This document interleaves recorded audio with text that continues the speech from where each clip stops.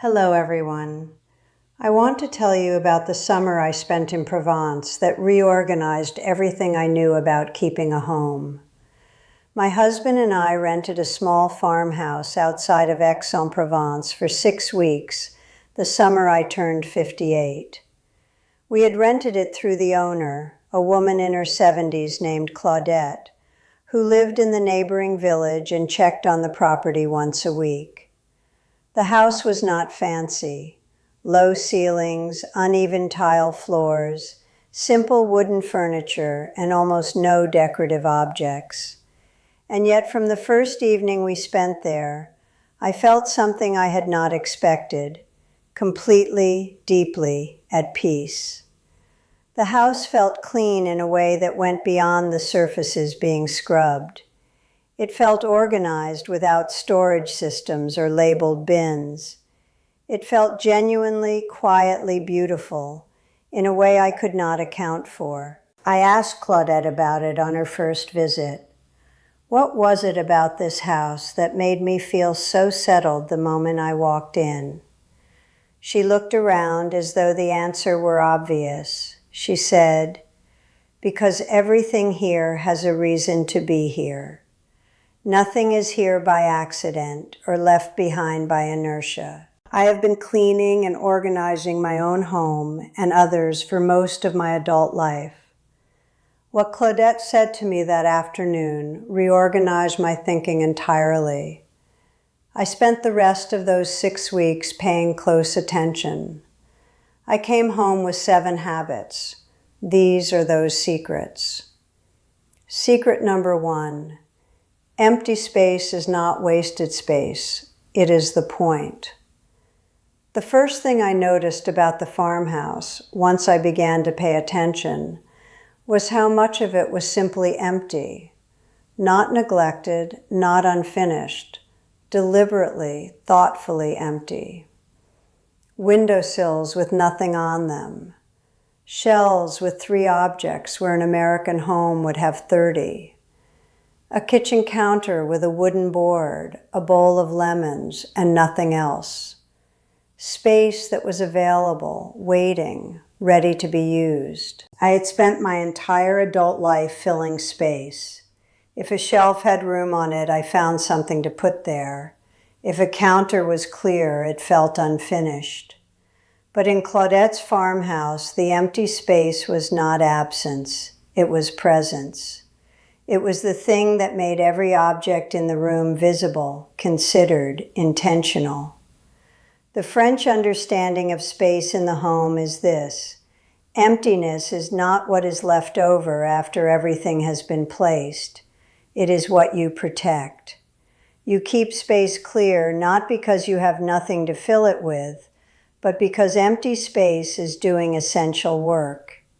It is resting your eye. It is making the objects that are present meaningful rather than invisible.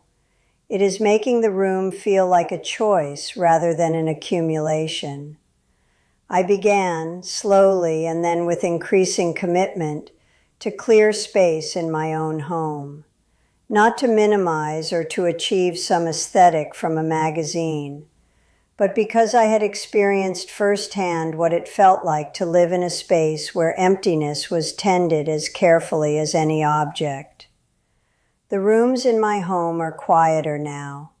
They do not ask anything of me when I walk into them. Tell me in the comments, is there one surface in your home that you keep filling almost unconsciously? A windowsill, a countertop, a shelf? Have you ever tried clearing it completely and living with it empty for a week? Secret number 2. Every object has exactly one home, and it lives there always. On my 3rd day in the farmhouse, I realized I had not yet lost anything. Not my keys, not my reading glasses, not the book I had been carrying from room to room. In my own house, this would have been remarkable. In Claudette's farmhouse, it was simply how the house worked. Because every object in it had one specific, logical, permanent home, and that was where it was. not approximately there, not usually there, always there. The French principle behind this is called une place pour chaque chose, a place for everything and everything in its place. But what makes the French version different from how most of us understand it is the word always. Not most of the time, not when I remember, always. The object lives in its home the same way a person lives in their house. That is where it belongs, and that is where it returns after every use, without exception. When I came home from Provence, I spent 2 weeks going through my house and creating a permanent, specific, logical home for every object I intended to keep. Not a general area, one specific spot that made physical sense for how and where that object was actually used. My keys went on a small hook beside the front door. My reading glasses went in a small dish on my bedside table. My kitchen scissors went in one specific slot in one specific drawer. The searching stopped. The low-level daily frustration of not being able to find things, which I had accepted as simply part of life, disappeared. And the house began to maintain its own order in a way it never had before. Because when everything has one home, putting things away is not a chore. It is simply the automatic, thoughtless completion of the act of using something. If you are enjoying this and are not yet subscribed, please subscribe now. Every week I share the practical wisdom I have gathered over decades of paying close attention to how homes work and why some feel wonderful to live in and others do not. Secret number 3. The French clean with the seasons, not with a schedule. I had always cleaned on a schedule. Monday for bathrooms, Thursday for floors, every other Saturday for a more thorough round of everything. I thought this was efficient. I thought it was organized. Watching Claudette maintain her property during those 6 weeks showed me a completely different approach, one that I have come to believe is both more intelligent and more satisfying. Claudette did not clean on a schedule. She cleaned in response to what the season required. In summer, she focused on floors and windows because dust and light were the dominant concerns. She swept every day but lightly, shook out small rugs frequently, and washed the windows inside and out twice during the season so that the abundant light came through clear rather than filmed. She did almost no deep fabric work in summer because the heat and dry air meant textiles were not holding odors the way they would in winter.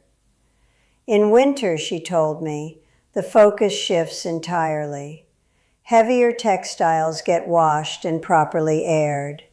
Upholstered furniture gets more attention because it holds moisture and warmth and the smells that come with them. Floors are cleaned more thoroughly because more is tracked in from outside. The cleaning follows what is actually happening in the house, rather than a rotation on a calendar.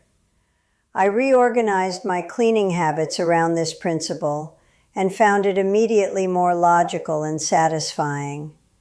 Paying attention to what the house actually needs, in this season, with this light, in this weather, produces better results with less effort than mechanically cycling through the same tasks, regardless of whether they are what the house needs. Tell me in the comments, do you clean on a fixed schedule, or do you adapt to what the house seems to need? Most people have never considered that there might be a better approach than the one they inherited from their mothers or their own early housekeeping habits. Secret number 4, they treat their linens as the most important objects in the house. This was the secret that most surprised me because I had never thought of linens as important in the way the French think of them. In Claudette's farmhouse, the bed linen was the finest thing in the house. Not expensive in the sense of being luxurious or elaborately decorated, simply excellent. Heavy, well-woven, washed and dried and pressed with consistent care, stored in a linen cupboard that smelled of dried lavender and pure air. The French relationship with linen is centuries old and has nothing to do with status or display. It has to do with daily life. You sleep in your sheets every night. You use your towels every morning. These are the objects in constant, intimate contact with your body and your home, and the French treat them accordingly, with consistent, attentive care that keeps them genuinely good for decades, rather than replacing them cheaply every few years. At home, I now wash my sheets weekly without exception, and line dry them when the weather allows, because the smell of sheets dried in open air is one of the finest things a bedroom can offer. I store all linens with dried lavender sachets and fold them properly before storing, which takes an extra 2 minutes and means the cupboard is organized and the sheets unfold without creases. My towels are washed more frequently than before. These are small changes. But walking into a bedroom with freshly washed, properly aired sheets is a genuinely different experience. The French know this. They have always known this. Secret number 5. The kitchen is maintained continuously, not cleaned periodically. The farmhouse kitchen was the room I studied most carefully during those 6 weeks, because it seemed to do something my own kitchen had never managed. It was always clean without ever appearing to have been cleaned. There was no evidence of a cleaning event, just a consistent, quiet order that was there every morning and was restored within minutes after every meal. Claudette wiped the stovetop after every single use, not a deep scrub, 30 seconds with a damp cloth while the surface was still warm. She washed the sink out after every session of washing up. She cleared the counter of everything used in a meal before sitting down to eat it. She put cooking oils back in their specific home immediately after using them. These were not cleaning tasks. They were the final steps of cooking, the same way putting a lid back on a jar is the final step of opening it. I had always thought of kitchen cleaning as something that happened after the kitchen got dirty enough to require attention. Watching Claudette, I understood that the French think of it differently. The kitchen is maintained step by step as part of using it. The result is a kitchen that is never actually dirty, which means it never needs to be rescued. This is not more work. It is different work, distributed differently. And the difference in how the kitchen feels at any moment of the day is significant. Please subscribe if you have not already. Every week I share conversations like this one, full of real things learned from real experience, for people who want their homes to feel genuinely good to live in at every stage of life. Secret number 6. They use almost no cleaning products and their homes are immaculate.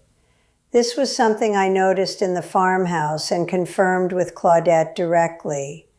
The cleaning cupboard under her sink contained white vinegar, a bar of Marseille soap, baking soda, and a good set of microfiber cloths.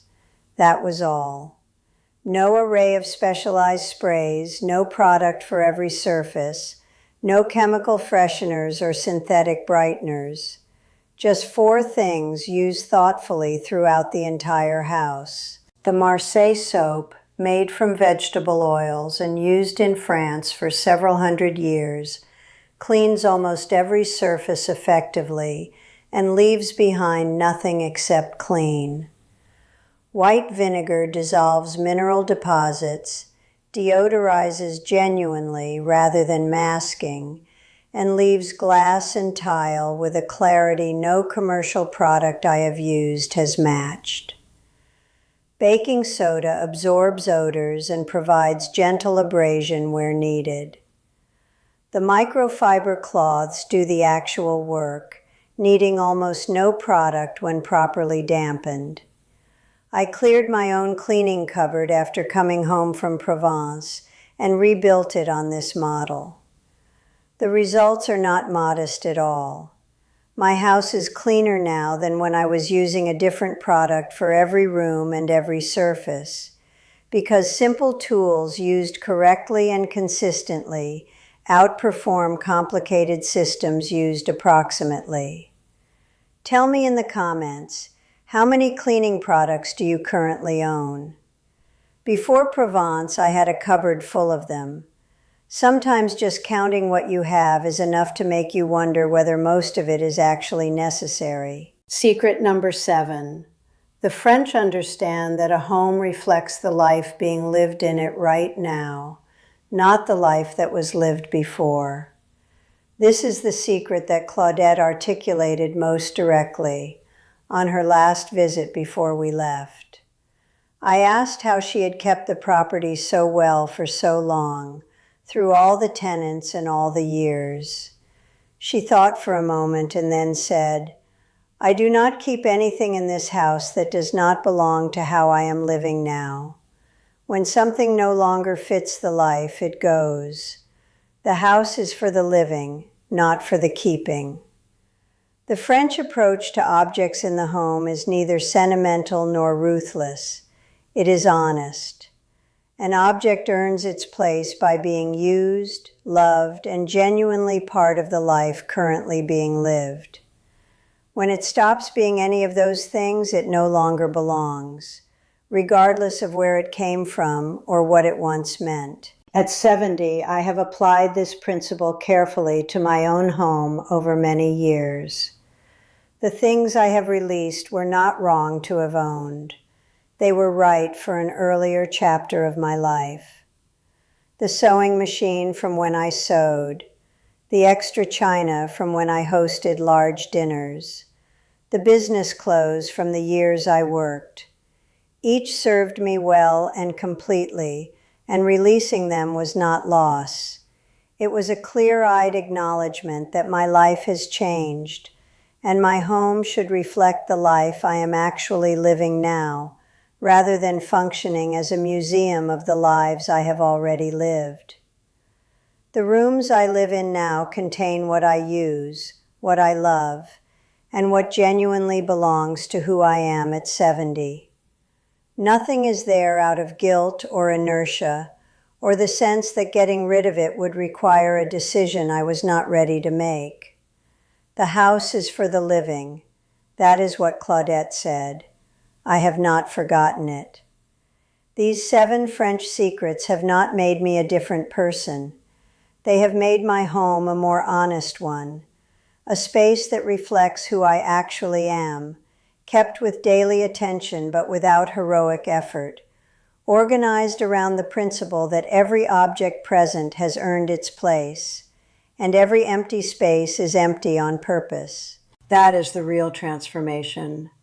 Not a cleaner house in the conventional sense, a house that feels completely, quietly, genuinely mine. I want to hear from you now. In the comments, tell me which of these 7 secrets landed most directly for you. Is it the empty space, the permanent homes for objects, the seasonal cleaning, the linen care? Is it the simple cleaning products, the continuous kitchen habit, or the idea that your home should reflect the life you are living right now?